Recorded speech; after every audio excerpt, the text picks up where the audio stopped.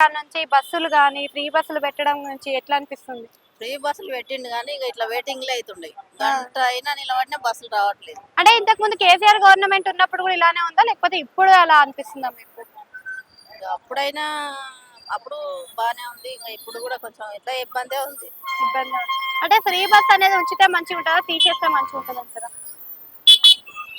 అంటే బానే ఉంటదిలే కానీ ఇంకా కొంతమందికి బాగుంటది, కొంతమందికి బాగుండదు.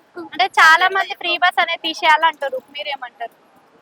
తీసేసినా పర్వాలేదు. తీసేసిన మంచిగా టైంకి వస్తాయి. తీసేస్తే అంటే ఇప్పుడు ఫ్రీ బస్ పెట్టిన కాడ నుంచి కండక్టర్లు కానీ డ్రైవర్లు కానీ రెస్పెక్ట్ ఇవ్వట్లేదు అని అంటున్నారు. మీ అభిప్రాయం ఏంటి? అవును, కరెక్ట్. ఓకే.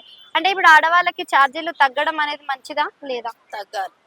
ఉచిత కరెంట్ గానీ, ఇప్పుడు రూ. 500 గ్యాస్ గానీ ఇట్లా పథకాలు ఇస్తుండు కదా! మరి ఆ పథకాలన్నీ వచ్చినాయా మీకు? మాకేం రాలేదు ఇప్పటికైతే. రాని వాళ్ళకి అప్లై చేసుకోండి వస్తాయి అంటుండుగా మరి. చేసుకున్నా కూడా ఏడొస్తున్నాయమ్మా. ఇప్పుడు వస్తాయి, ఈ నెలలు వస్తాయి, ఆ నెలలు వస్తాయి అంటుండు కానీ ఏడొస్తున్నాయి, రావట్లేదు. అంటే గత ప్రభుత్వం మాకైతే ఏం రావట్లేదు ఇప్పుడైతే.